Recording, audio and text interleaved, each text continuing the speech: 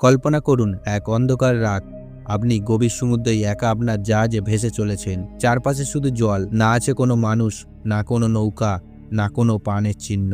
যতদূর চোখ যায় শুধু ঢের গর্জন আর ঠান্ডা বাতাসের শোঁ শব্দ। কিন্তু হঠাৎ করেই আপনি দূরে একটা জাহাজ দেখতে পেলেন, যে জাহাজটা একদম চুপচাপ দাঁড়িয়ে আছে, না এগোচ্ছে না পিছোচ্ছে।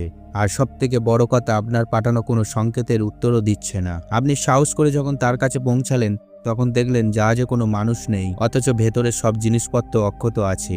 দেখে মনে হচ্ছে যে কিছুক্ষণ আগেই এখানে মানুষ ছিল, কিন্তু হঠাৎ করেই সবাই অদৃশ্য হয়ে গেছে। তখন আপনার মনে একটাই প্রশ্ন জাগবে, এই জাহাজে সব লোক কোথায় গেল? অবিশ্বাস্য লাগলে এটা সত্যি। এমন ঘটনা বাস্তবে বহুবার ঘটেছে, যেখানে সমুদ্র থেকে এমন অসংখ্য জাহাজ উদ্ধার হয়েছে যেগুলোতে কোনো লোকই ছিল না। এই রহস্যময় জাহাজগুলোকে বলা হয় ঘোষ শিপ বা ভুতুরে জাহাজ। আজকের দিন পর্যন্ত সমুদ্রতে 438টিরও বেশি এই ভুতুরে জাহাজ দেখা গেছে। ইন্টারনেট তথ্য অনুযায়ী এইসব জাহাজ থেকে 5767টিরও বেশি লোক হঠাৎ নিখোঁজ হয়ে গেছে।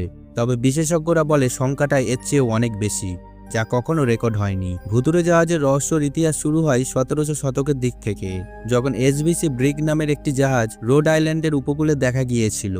যে জাহাজে কোনো মানুষ ছিল না, অথচ সমস্ত মালপত্র অক্ষত ছিল, এমনকি রান্নাঘরে গরম কফিও রাখা ছিল। দেখে মনে হচ্ছিল ক্যাপ্টেন ও ক্রুরা হয়তো হঠাৎ জরুরি কারণে জাহাজ ছেড়ে চলে গেছে, কিন্তু আজ অবধি তাদের কোনো অস্তিত্ব খুঁজে পাওয়া যায়নি। তবে সবথেকে বিখ্যাত ঘটনা ঘটে 1872 সালে, যা ইতিহাসে চিরস্মরণীয় হয়ে আছে ম্যারি স্লেটস নামে। ম্যারি স্লেট জাহাজে ছিলেন ক্যাপ্টেন, তার স্ত্রী, তাদের 2 বছর বয়সী কন্যা এবং আরও 7 জন ক্রু মেম্বার।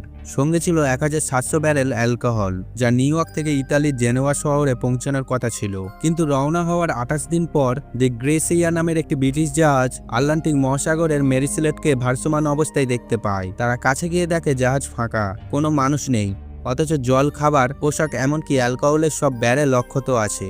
এছাড়া ক্যাপ্টেনের তরোয়াল স্পর্শহীন অবস্থায় বিছানার নিচে পড়েছিল।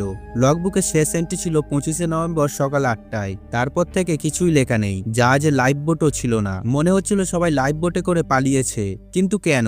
কোনো ঝড়ের চিহ্ন নেই, ডাকাতির প্রমাণ নেই। অনেকেই বলেন সমুদ্রের কোনো অজানা দানব আক্রমণ করেছিল। কেউ বলে এলিয়েনরা ক্রুদের অপহরণ করেছে। আবার কেউ সন্দেহ করে হয়তো দি গ্রেসিয়া জাহাজের ক্রুরাই পুরস্কারের লোভে তাদের হত্যা করেছে। কারণ সমুদ্রের আইন অনুযায়ী সমুদ্র থেকে উদ্ধার হওয়া জাহাজ যার হাতে আসে, সে তার মূল্য সমান পুরস্কার পায়। কিন্তু আজ পর্যন্ত তার সঠিক প্রমাণ পাওয়া যায়নি। তাই সেই থেকে মেরি স্লেটসের গল্প আজও একটি রহস্যময় হয়ে আছে। এমনই আরেক রহস্যময় জাহাজের নাম হলো এসএস বাইচিমো। 1931 সালে জাহাজটি আলাস্কার কাছে বরফে আটকে যায়। ক্রুরা সেটি ছেড়ে চলে যায়, কিন্তু পরের দিন তারা ফিরে এসে দেখে যে জাহাজ নেই। পরে সেই জাহাজটি 45 মাইল দূরে পাওয়া যায়, তবে সেটি আবার বরফে আটকে যায়।